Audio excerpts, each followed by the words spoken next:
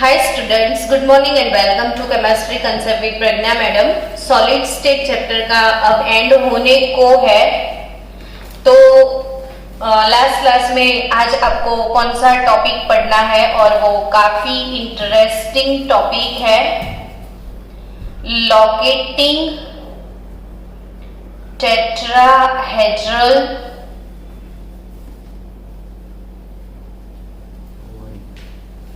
and octahedral voids in FCC। और जब FCC लिखो ना, आप हमेशा साथ में क्या लिखो, CCP। अब सबको याद हो गया, मैंने बार बार एक चीज सिखाई थी FCC के बारे में, ABC CCP सिल्वर CU, इतना हमेशा याद रखो। Coordination number 12, packing efficiency 74%। तो FCC की ही बात चल रही है ना। Very interesting topic, very nice topic. जब भी एग्जाम आता है और जब बच्चों को मैं पूछती हूँ कि आपको कोई डाउट्स है, तो सारे बच्चे टेक्स्ट बुक से यही टॉपिक निकाल के आ जाते हैं, इसमें डाउट है मैम, ये समझ नहीं आ रहा है ना। तो आज सबको यही चीज अच्छे से समझनी है। क्लियर? समझ रहे हो मैं क्या बोल रही हूँ? तो locating tetrahedral and octahedral voids in FCC और CCP।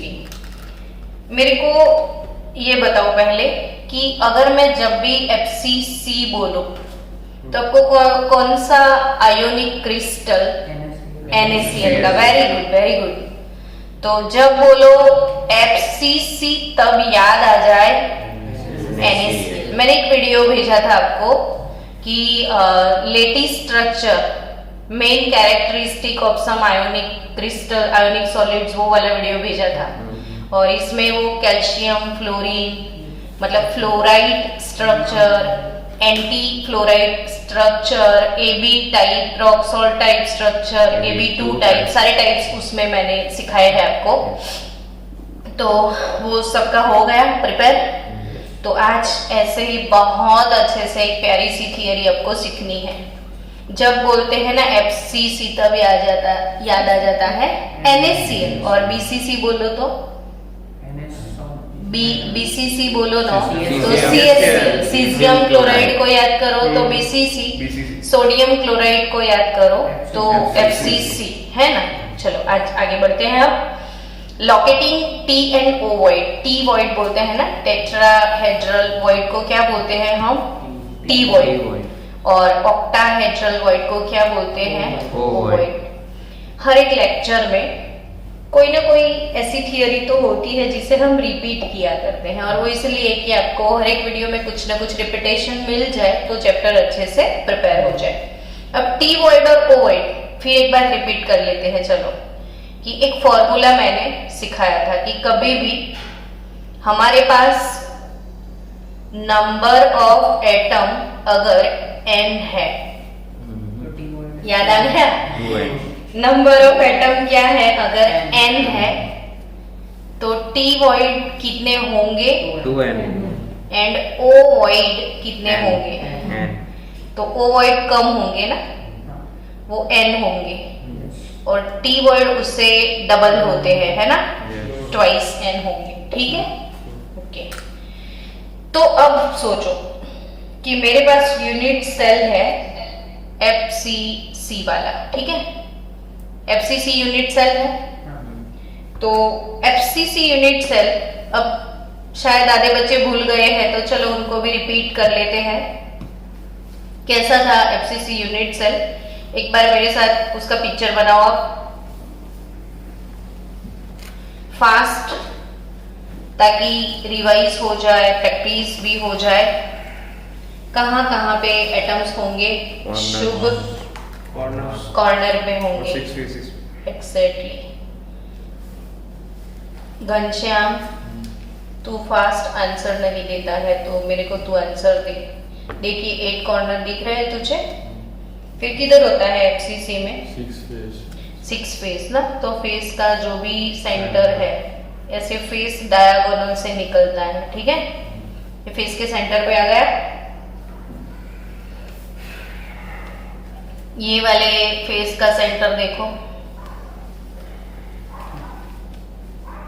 और ये वाले फेस का सेंटर देखो। कितना मजा आता है नहीं ये फिगर सारी ड्रॉ करने में। मेरे को तो बहुत मजा आता है, आपको पता नहीं, मुझे तो आता है, आपका पता नहीं। चिंकी विंकी याद आ गए नहीं। ये एक फेस और ये वाला भी फेस, ढूंढ ढूंढ के फेस निकल रहे हैं हमने। देखो ये एफसीसी, और आपको ना ये ग्रीन वाले स्फीयर दिख रहे हैं, कितने हैं? 6। अब आप खुद एक रूम में बैठे हो ना, तो इमेजिन करो कि ये ग्रीन वाले किधर होंगे, ये वाले रूम में, तो 6 फेसिस पे यानी 6 वॉल पे होंगे, एक वो वाले वॉल पे होगा, एक ऊपर वाले। तो इमेजिन करो कि 6 लोग कहाँ कहाँ हैं, तो टोटल कितने हैं? 6। और 6 स्फीयर से कौन सा वर्ड बनता है? अरे वाह, वेरी गुड, मेरे बच्चे हो आप लोग। कितने स्फीयर है? 6 स्फीयर है ना, और 6 स्फीयर से कौन सा वर्ड बनता है? ओवॉइड। जब आप 11th में नए आए थे और जब हम केमिकल बॉन्डिंग चैप्टर पढ़ा रहे थे और तब ऑक्टाहेड्रल शेप बोल रहे थे, तब आपको ऐसा लग रहा था कि अरे भूल जाते हैं बार बार, पर आपको नहीं लगा कि ऑक्टाहेड्रल कितनी बार है, और अभी तो 100 टाइम आने वाला है। और जैसे कॉम्प्लेक्स कंपाउंड पढ़ोगे ना, तो रोज आपको हाइब्रिडाइजेशन पढ़ना है और रोज वो ज्योमेट्रिकल शेप पढ़ने हैं, यानी आपके लिए वो यूज टू हो जाएंगे ऑक्टाहेड्रल शेप। तो अब तो यूज टू हो गया, ऑक्टाहेड्रल शेप की अभी भी नहीं हुआ, हो गया। मतलब कैसा होता है ऑक्टाहेड्रल शेप? तो ऐसे 4 वाला स्कीम होता है ना, और एक above the plane, below the plane, 4 sphere ऐसे खुद के प्लेन में, एक ही प्लेन में रहेंगे, और एक अबव द प्लेन, एक बिलो द। देखो 6 का लोकेशन, बहुत ध्यान से आप थोड़ा इन्वॉल्वमेंट बढ़ा दो। देखो आपने 1 2 3 4 5 6 ऐसे देखा, देखो ऐसे ही दिख रहा है ना, ये है ना, तो यानी आपको नहीं लगता कि ग्रीन वाले मिलके कोई वॉइड बना रहे हैं, और वो वॉइड सेंटर पे बनेगा, और सेंटर में हमारे महाराजा धीराज Na+ विराजमान है। सबको समझ आ गया? तो ये एफसीसी स्ट्रक्चर अगर है तो ओवॉइड कहाँ मिलने वाला है? क्लियर कट समझ में है? कहाँ पे? सेंटर पे। यानी सबको एक चीज तो अभी पता चल गई, लेकिन ये तो ड्रॉ करते करते ऐसे ही बता दिया आपको, देखते हैं फिर बाद में। अब देखो ना, तो ये वाला 4 कनेक्ट कर दो, देखो हो गए 4 कनेक्ट। अब ये एक ऐसे ऊपर रहेगा, एक नीचे रहेगा, तो इन 4 को इससे कनेक्ट किया जाए और वही 4 को इससे भी कनेक्ट किया जाए, तो ये 2D है, लेकिन आप समझ चुके हो ना कि अंदर एक वॉइड है, और उसमें वो कौन विराजमान है? सोडियम। तो सोडियम हमेशा वॉइड में रहता है ना। सोडियम कहाँ घुस के रहता है? वॉइड। ये कैलाश पर्वत के अंदर जो एक गुफा है, और वही महाराजा है हमारे सोडियम। एनीवे, हम क्या सीख रहे थे? FCC structure. ये एफसीसी बनाना आ गया सबको?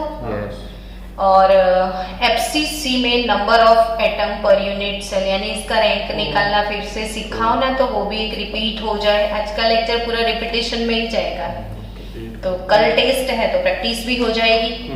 नंबर ऑफ एटम्स इसमें कितने होंगे? कैसे?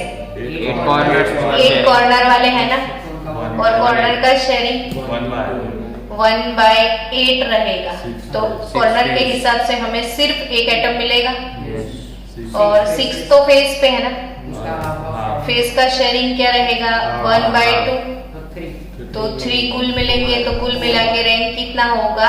4 रैंक होगा। तो इधर ध्यान देना, शूट क्या कर रहा है? तो बच्चों जिनको ब्लर दिख रहा है, डोंट वरी, आपको वीडियो जल्दी से जल्दी मिल जाएगा, है ना, डोंट वरी, आप सुनो फिर सिर्फ। तो नंबर ऑफ एटम्स 8 इंटू 1/8, ये 1 मिला, और 6 इंटू 1/2 3, और टोटल कितने स्फीयर है? 4 है हमारे पास, 4। ठीक है, यानी FCC में नंबर ऑफ एटम 4 होते हैं। तो फिर इसमें टी वॉइड्स कितने होंगे? 8 होंगे, और ओवॉइड कितने होंगे? 4। और टॉपिक क्या है पता है? Locating T void and O voids in FCC। तो FCC में ये 8 टी वॉइड किधर है उसका लोकेशन, और दूसरा ये 4 ओवॉइड्स किधर है उसका लोकेशन ढूंढना है, और कुछ नहीं करना है। अब आपको टी वॉइड्स और ओवॉइड का कंसेप्ट क्लियर करना पड़ेगा पहले, तभी जाके लोकेशन मिलेगा। चलो, हर एक स्टूडेंट को मुझे बताना पड़ेगा कि टी वॉइड्स बनाने के लिए कितने स्फीयर चाहिए? 4 स्फीयर चाहिए ना। तो वो 4 स्फीयर कैसे होते हैं वो बताओ ना मेरे को। 3 फिर ऊपर 1, ये 1 और 2 रख दिए। टेट्राहेड्रल वॉइड बनाना है ना, तो ऐसे ये पूरा स्फीयर है, देख ऐसे 3 होते हैं। देख बीच में आपको वॉइड दिख रहा है, ध्यान से देखो तो दिखेगा, छोटा सा वॉइड है ना। ये 2D है ना, तो ये ट्रायंगल है अभी, और उसके ऊपर मैंने छोटा सा डाल दिया ये।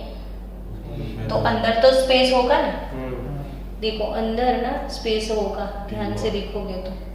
और वो उसके अंदर जो होगा ना, इसके अंदर ये टी वॉइड है। तो टी वॉइड कैसे बनता है? 4 स्फीयर से बनता है। शेप कौन सा है? टेट्राहेड्रल। यही शेप मीथेन मॉलिक्यूल का है। ये आपको 4 स्फीयर दिखते हैं ना, वो 4 हाइड्रोजन है, और बीच का जो वॉइड है ना उसमें वो कार्बन होता है। कितना मस्त टी वॉइड आपको समझ आ रहा है ना। तो ऐसे वॉइड होंगे वो टी वॉइड होंगे।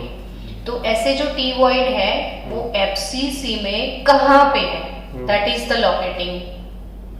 अब लोकेट करना है आपको, ठीक है। चलो मेरे को वहां से,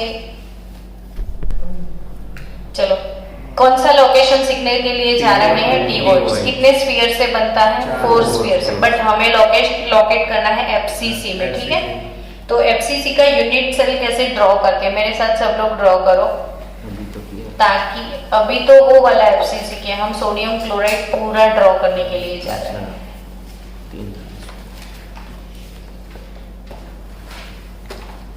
अच्छा 1 मिनट। टी वॉइड्स कैसे हम लोग टी वॉइड्स, मतलब टी वॉइड्स के लिए 4 स्फीयर चाहिए, और FCC कैसे बना रहे थे? तो पहले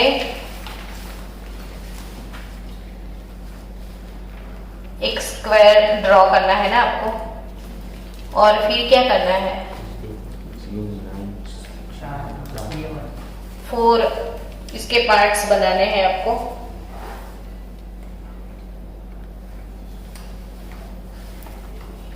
छोटे छोटे पॉइंट्स ऐसे बना लो, तो फिगर बना चल अपने आप। क्योंकि जब तक आप ये चीजें ड्रॉ नहीं करोगे ना, तब तक आप समझ ही नहीं पाओगे। बैठे बैठे सिर्फ सीन मत देखा करो, आप खुद भी बनाओ। मैं तेरे को नहीं बोल रही हूँ, सबको बोल रही हूँ। कैसा बुरा लग जाता है नहीं? और जब हम लोग टेस्ट लेते हैं और पेपर में आप कुछ भी नहीं लिखते हो, तो हमें कैसा लगता होगा? कभी भी हमारे बारे में तो सोचो।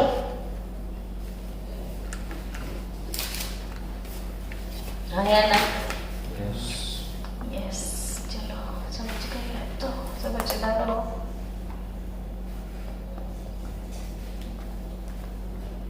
अब सबको NaCl बनाने का काम इजीली आ गया। ये आप स्टूडेंट किसके हो? तभी कितना मस्त NaCl दिख रहा है। और ये कॉर्नर पे कौन होता है? Cl, पैकिंग Cl से होता है। और ये देखो H पे विराजमान कौन है? महाराजा सोडियम। फिर ये बड़े वाले क्लोरीन, और कहाँ कहाँ पे क्लोरीन है फिर से एक बार ड्रॉ करो तो फेस के सेंटर पे है ना, और फिर किधर कॉर्नर पे। तो ये अभी फिगर मेरे साथ बनाने की वजह से आपको फिर से एक बार कंसेप्ट क्लियर हो गया होगा कि क्लोराइड जो है वो सीसीपी पैकिंग करते हैं। कौन सा पैकिंग करते हैं क्लोराइड? CCP packing. और क्लोराइड से जब सीसीपी पैकिंग हो रहा है तो सोडियम किधर है? एजिस पे। सोडियम किधर है? तो देखो ये छोटू छोटू ना सोडियम, 4 एजिस के ऊपर 4 सोडियम देखो। और एजिस टोटल कितनी होती है? 12, यानी 12 एजिस पे 12 सोडियम है ना। और 13 वाला किधर है? सेंटर में। तो कोई आपको बोले कि सोडियम किधर है तो आपको पता तो है कि वो वॉइड में है। फिर कोई पूछे कौन से वॉइड में है तो ये भी पता है आपको कि वो ऑक्टाहेड्रल वॉइड में है। तो फिर अब कोई बोले आके कि ऑक्टाहेड्रल वॉइड किधर है तो जहां सोडियम है वहां है। तो सोडियम कहाँ है? सेंटर में। तो एक वॉइड सेंटर में है। फिर सोडियम किधर है? एजिस पे। तो देखो एजिस के ऊपर ये 1 2 3 और फिर बाजू वाले के ऐसे 3 होंगे ना। ये यूनिट सेल तो हमने छोटा सा लिया, उसके बाजू में और एक यूनिट सेल होगा, इसके ऊपर भी यूनिट सेल होगा। तो ये 3 के ऊपर 3 आ जाएंगे तो ओवॉइड मिल जाएगा। लेकिन अभी हम कौन से वॉइड पे वर्कआउट कर रहे हैं? डी वॉइड पे। तो स्टूडेंट्स ये जो पूरा एफसीसी यूनिट सेल नहीं बना, वो ये आपको एक यूनिट सेल छोटा सा क्यूब दिख रहा है, देखो ऐसे होता है।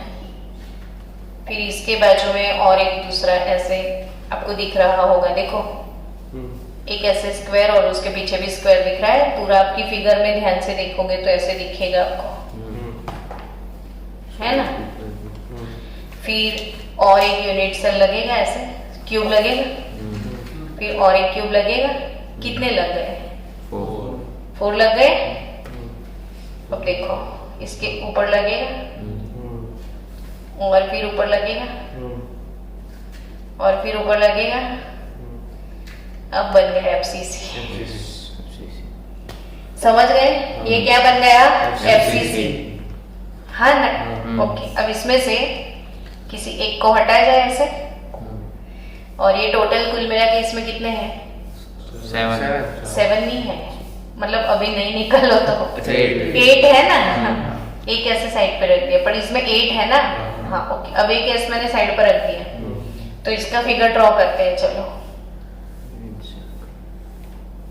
तो ऐसे एक साइड पे रखो आप।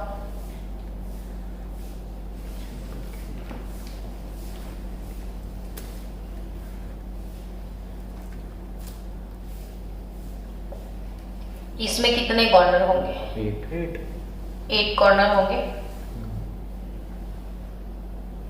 ऑल्टरनेटिव कॉर्नर लेने हैं हमें, मतलब एक बड़ा वाला लिया मैंने, एक छोटा, एक बड़ा, एक छोटा, फिर ये बड़ा हो गया तो ये छोटा हो जाएगा, तो ये बड़ा और ये छोटा ऐसे लिया। यानी आपको देखो ध्यान से, ये 3 नीचे के फेस में है ना और ये एक ऊपर है। आया कि नहीं समझ में? 3 नीचे है और एक ऊपर है, तो 3 नीचे और एक ऊपर ऐसे होंगे तो कौन सा वॉइड बनेगा? टी वॉइड बनेगा कि नहीं? आया कि नहीं समझ में? कौन सा वॉइड बनेगा? टी वॉइड बनेगा। तो ये जो क्यूब है ना, उसके अंदर जो उसका बॉडी डायगोनल होगा ना, उसके ऊपर आपको एक टी वॉइड मिलेगा। समझे? ये क्यूब जो है देखो ध्यान से, ये तीनों सेम फेस में है, हाँ कि ना। और ये एक इसके ऊपर है ऐसे, तो ये 1 2 3 और ये तीनों के ऊपर, तो 3 + 1 4 टी वॉइड क्रिएट होगा। और वो वॉइड के अंदर सोडियम होगा ना, टी मतलब सोडियम है नहीं वैसे उधर, खाली है टी वॉइड इसके। लेकिन ये टी वॉइड कैसे बना? कोई एक क्यूब जो होगा वो क्यूब के 8 कॉर्नर होते हैं, इसमें से ऑल्टरनेटिव कॉर्नर ले लो तो कितने मिलेंगे? 4। और वो 4 जो कॉर्नर है वो 4 कॉर्नर से एक वॉइड क्रिएट हो रहा है, ऐसा लगा आपको? देखो 3 नीचे है, 1 ऊपर है, समझ रहे हो कि नहीं? तो यही एक क्यूब के अंदर कितना वॉइड? एक क्यूब के अंदर एक वॉइड, एक क्यूब के अंदर एक टी वॉइड है, तो ऐसे कितने क्यूब है? तो 8 क्यूब में 8 टी वॉइड। हेलो प्रिंस, ये वाला समझ में नहीं आया। क्या समझ में नहीं आया बताओ?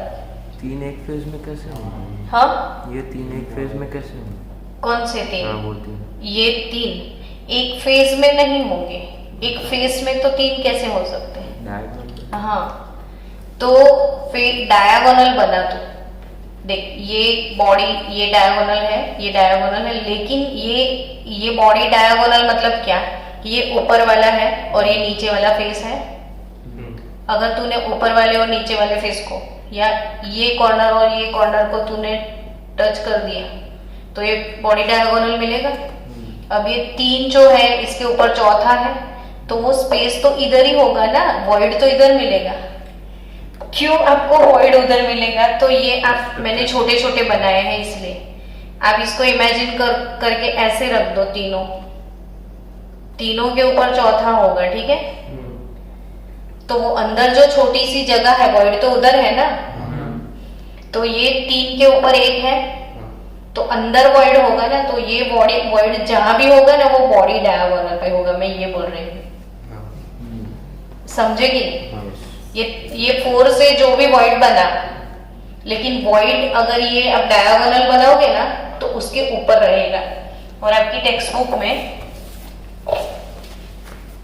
ये फिगर आपको बना के दिया है। अब ये समझ चुके हो ना कि 8 से 1 में 1 तो 8 में 8। देखो ये आपको बॉडी डायगोनल बना के दिया है। ये एक क्यूब लिया, सिंपली एक क्यूब लिया और इसके बॉडी डायगोनल पे वॉइड होगा, ऐसा बोला।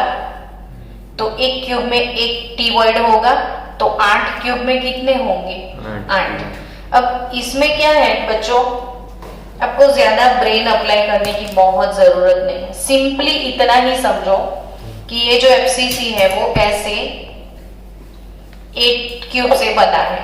अब एक क्यूब को मैंने उठा लिया तो इसमें 8 कॉर्नर है।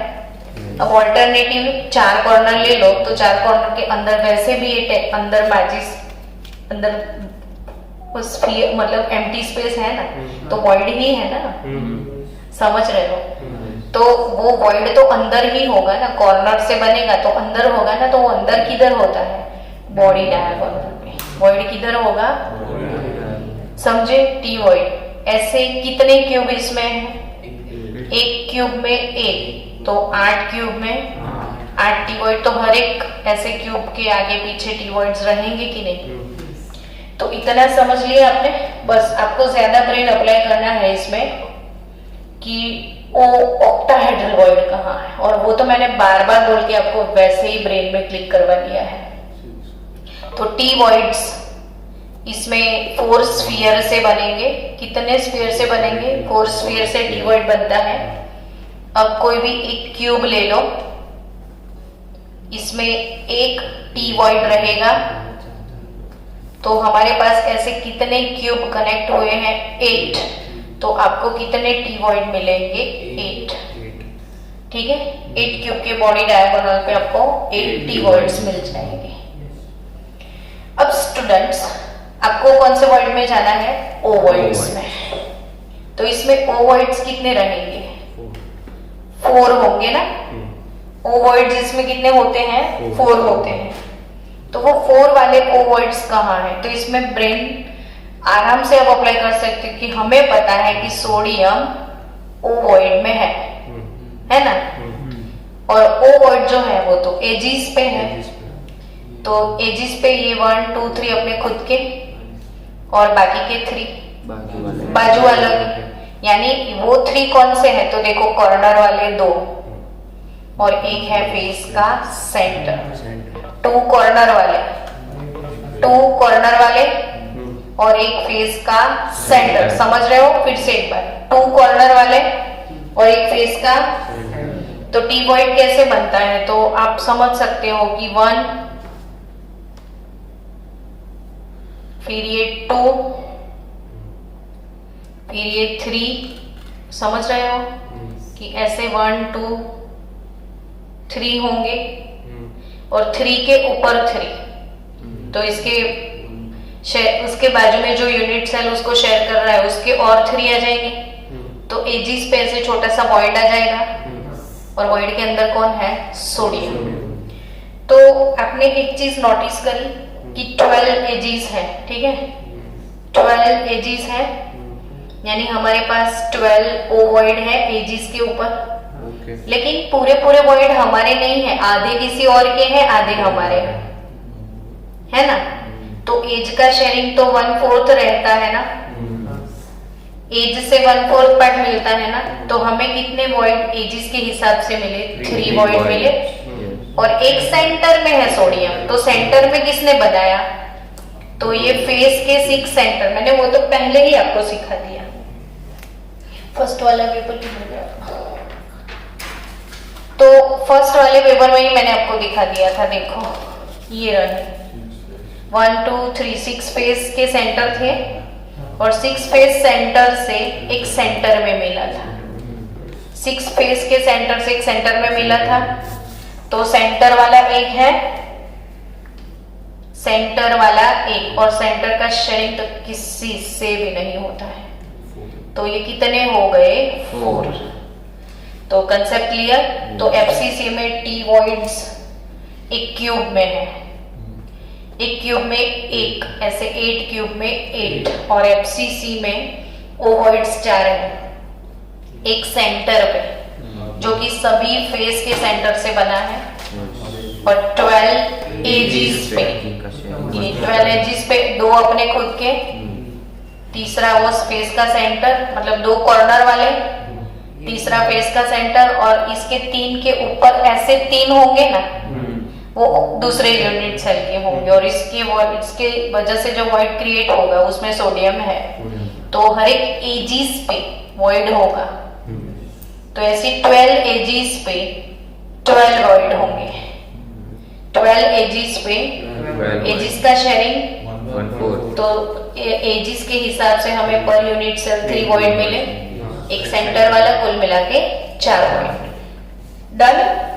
चलो अब आपको एक बहुत अच्छा क्वेश्चन था जो कि मेरे को बच्चों ने पूछा था, वो क्वेश्चन को सॉल्व कर लेते हैं अभी। मेरे साथ ही आप क्वेश्चन लिख देना सब लोग मिलके। हम लोग क्वेश्चन भी लिख रहे हैं। अ क्रिस्टलाइन सॉलिड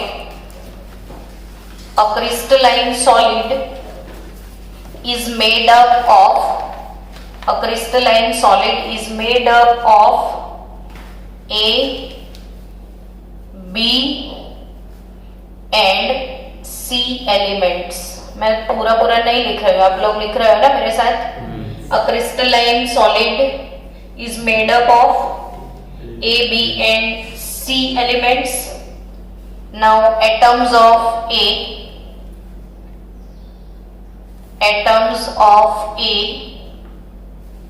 एटम्स किधर है? Atoms of A form CCP structure. Atoms of B occupy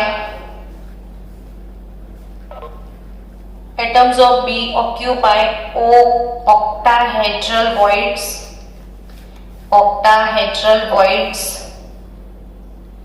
while atoms of C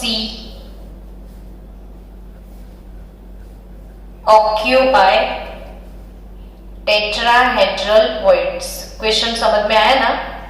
कोई एक सॉलिड है, ठीक है, और उसमें 3 एलिमेंट लग गए हैं, A, B और C, और जिसमें से स्ट्रक्चर इसका CCP, कौन बना रहा है? CCP स्ट्रक्चर A बना रहा है, और B कहाँ पे है? ऑक्टाहेड्रल वॉइड में। और सी कहाँ पे है? T void. टी वॉइड्स में है। अब स्टूडेंट्स आपको क्या करना है कि what will be the simplest formula, question है what will be the simplest formula, what will be the simplest formula of solid if atoms along one body diagonal, atom along one body diagonal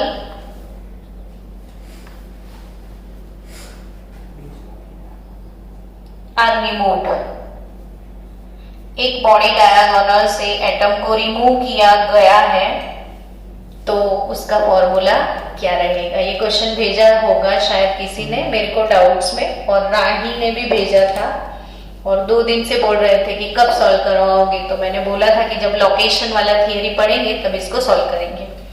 जिस theory के साथ जो attach होता है ना, मैं वैसे ही अटैच कर रही हूँ ताकि आपको वो वीडियो देख के समझ आए। चलो, अब स्टूडेंट क्वेश्चन वैसे आपको टफ इसलिए लगता है कि आप क्वेश्चन एनालिसिस एक बार कर दो आराम से तो समझ आ जाएगा। पहले क्वेश्चन में क्या बोला कि ए कहाँ पे है, बी कहाँ पे है और सी किधर है, वो सोचो किधर है ए, बोलो मेरे को। तो ए है सी पी में है ना, तो अब पहले ए पे ही फोकस करो। अगर वो सीसीपी में है ना, तो सीसीपी में तो आपको पता है कि 8 कॉर्नर्स होंगे एंड 6 फेस पे वो रहेगा। 8 कॉर्नर में होगा और 6 फेस पे कौन होगा? इस सीसीपी। अभी हमने सीसीपी स्ट्रक्चर ड्रॉ किया, इसके पहले भी 2-3 बार ड्रॉ किया है, तो अब हम समझ चुके हैं कि व्हाट इज सीसीपी, है ना। जो क्लोरीन जहां पे है ना वो सीसीपी।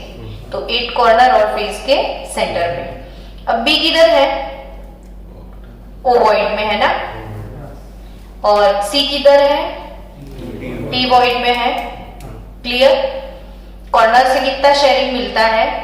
1/8 और फेस से हाफ।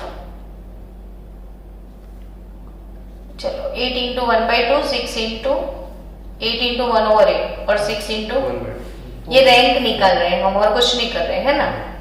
तो टोटल एटम 4 होंगे ये। अच्छा, ये 4 होते हैं ना, तो ओ वॉइड भी तो 4 ही होंगे और सी वॉइड कितने होंगे? 8 होंगे। ठीक है, तो एक्चुअल फॉर्मूला ये होगा ना A4 B4 C8 जैसा कुछ, या फिर 4 कॉमन निकाल दो तो 1 1 2, तो A B C2 होगा। लेकिन उसने वो फॉर्मूला नहीं पूछा है कि कुछ रिमूव करो, आप बॉडी डायगोनल रिमूव करो। तो आप जिस रूम में बैठे हो ना, इसमें से बॉडी डायगोनल किससे बनता है वो बताओ।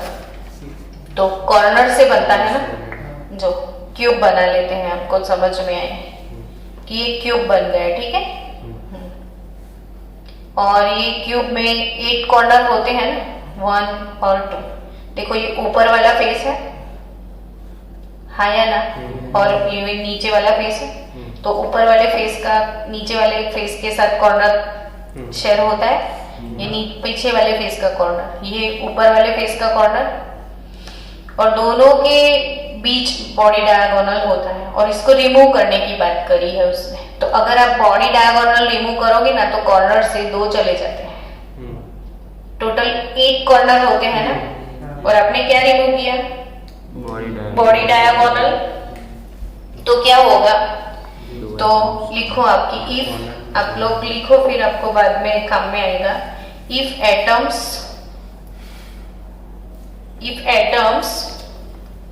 on one body diagonal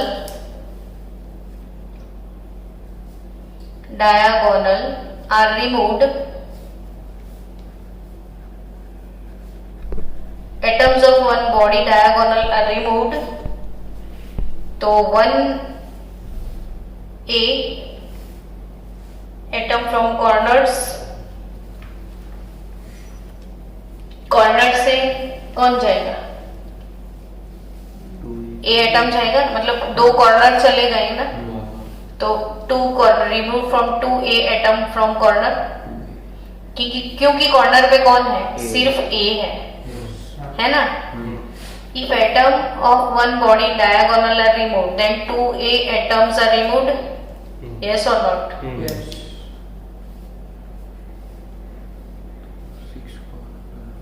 ठीक है। अब आपको क्या समझना है कि कोई भी एक बॉडी डायगोनल होगा ना, तो अभी अभी मैंने एक चीज सिखाई थी कि टी वॉइड्स कहाँ पे होते हैं? बॉडी डायगोनल पे होते हैं। तो एफसीसी में आपको 8 क्यूब होते हैं ना, तो 1 क्यूब के 1 गया तो 2 क्यूब के 2 जाएंगे। मतलब आपके सीधा सीधा हिसाब कि आपसे 2 कॉर्नर चले गए ना, तो आपके 2 टी वॉइड्स भी चले जाएंगे। अब ए के हिसाब से सोचो, एक कहाँ थे?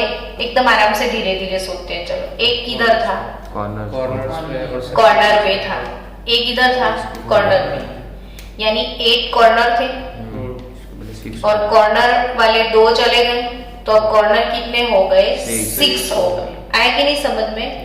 8 कॉर्नर थे, बॉडी डायगोनल से रिमूव कर दिए हमने एटम, तो जो बॉडी डायगोनल से रिमूव हुए तो 2 कॉर्नर तो रिमूव हो जाएंगे। तो 8 कॉर्नर के बदले अब कितने कॉर्नर हो गए? 6 हो गए कि नहीं? तो अगर वो 6 हो गए तो 6 का शेयरिंग 1/8 रहेगा अब तो। और फेस से तो कुछ भी नहीं जा रहा है, तो वो तो वही रहेगा। तो ये तो क्या हो गया? 3 2 और ये तो 3/4 प्लस 3 हो गया, तो 4 3 12 प्लस 3 15/4। तो ये एटम हमारे पास कितने बचेंगे? 15/4। नहीं समझ आया तो अभी भी पूछ लो। आ गया? क्योंकि हम बॉडी डायगोनल निकाल रहे हैं, तो बॉडी डायगोनल से हमारे पास 2a एटम निकल जाएंगे। हाँ, एक ही बॉडी डायगोनल। हाँ, एक ही बॉडी डायगोनल निकाल। If along one body diagonal removed, है ना? तो एक पूरा बॉडी डायगोनल से एटम रिमूव कर दिया तो 2 कॉर्नर वाले चले जाएंगे। और यहाँ पे एक बॉडी डायगोनल पे इसका और इसका कुल मिला के हमारे पास 2 टी वॉइड्स होते हैं, तो वो टी वॉइड्स भी 2 चले जाएंगे। तो यानी टी वॉइड्स में कौन है भाई? सी कौन से वॉइड में है? टी वॉइड में। तो हमारे पास 2 टी वॉइड चले जाएंगे। अब टी वॉइड थे कितने? 8 थे। मतलब ये एक ही स्क्वायर है ना, तो पूरे एफसीसी में ऐसे कितने स्क्वायर होंगे? 8। हाँ, 8 में एक वर्ड था। हाँ, तो ये तो हमने पूरा बॉडी डायगोनल रिमूव किया ना, तो इस वाले कॉर्नर से अगर एक गया तो इसके कॉर्नर से भी एक चला जाएगा। अच्छा, पूरे का एक? हाँ, पूरा वो एक बॉडी डायगोनल जाएगा ना। आया कि नहीं समझ? सिर्फ एक क्यूब का। हाँ, ये तो मैंने सिर्फ एक क्यूब का आपको एक्सप्लेन किया, मैं पूरे एफसीसी का सोच रही हूँ। तो टी वॉइड और वैसे भी समझना है। देखो कि इधर से एक गया ना, तो इसका 4 है ना, तो इसके डबल है ना। अब आप इधर से 2 निकालोगे वैसे भी 2 तो 2 चले ही जाएंगे। 8 पे 8 है ना ये, तो 6 पे 6 ही रहेंगे ना। समझ गया सीधा ही सब? तो 8 - 2 ये कितने हो गए? ये भी 6 हो गए। T void done. और बी किधर है? ओ वॉइड में है ना, तो ओ वॉइड से तो कि अगर 2 टी वॉइड जाते हैं तो एक ओ वॉइड भी जाएगा ना। ये 8 थे तब ये 4 थे, नहीं सॉरी, ये 4 थे तब ये 4 थे, और ये 8 थे, अब ये 6 हो गए, है ना। तो ये कितने हो गए? 6। तो ये कितने हो जाएंगे? 3। बिल्कुल सिंपल ब्रेन अप्लाई करो।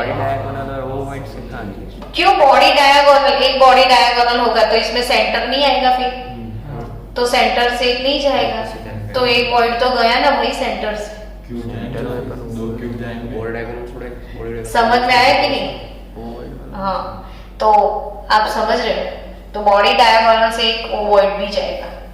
तो और सिंपल ऐसे ही सोचो कि 6 ही बचे हैं ना, तो नंबर ऑफ एटम जितने होंगे ना उतने ही क्या होंगे? वो टी वॉइड, और उतने ही इसके हाफ ओ वॉइड। तो एक ओ वॉइड जाएगा। तो ऑक्टाहेड्रल वॉइड कितने थे हमारे पास? 4, और उसमें से एक ओ वॉइड भी चला गया, तो मिलेगा 3। डन। तो अब सोचो ए बी सी कितने हैं? 6 3। अब ए और बी और सी ये है 15/4 बी कितने थे? बी 3 थे। और सी कितने थे? 6 थे। अब कॉमन कुछ निकलता है, 3 निकल जाएगा, तो 5/4 1 और ये 2। अब मुझे सबको किससे मल्टीप्लाई कर देना है? 4 से। तो इंटू 4 कर दो, तो ये A 5 हो गया, B 4 हो गया और C 8 हो गया है ऑप्शन। A 5 B 4 C 8 बचेगा, है ना। ये बार बार वीडियो देख लेना ताकि आपको ये डाउट आपका सॉल्व हो जाए। कल फिर और 1-2 डाउट्स करने हैं हमें। हाँ, और वो मैग्नेटिक प्रॉपर्टी आज इवनिंग सेशन में लेक्चर नहीं लेंगे बच्चों, आपकी प्रिपरेशन करनी है ना आपको, इसलिए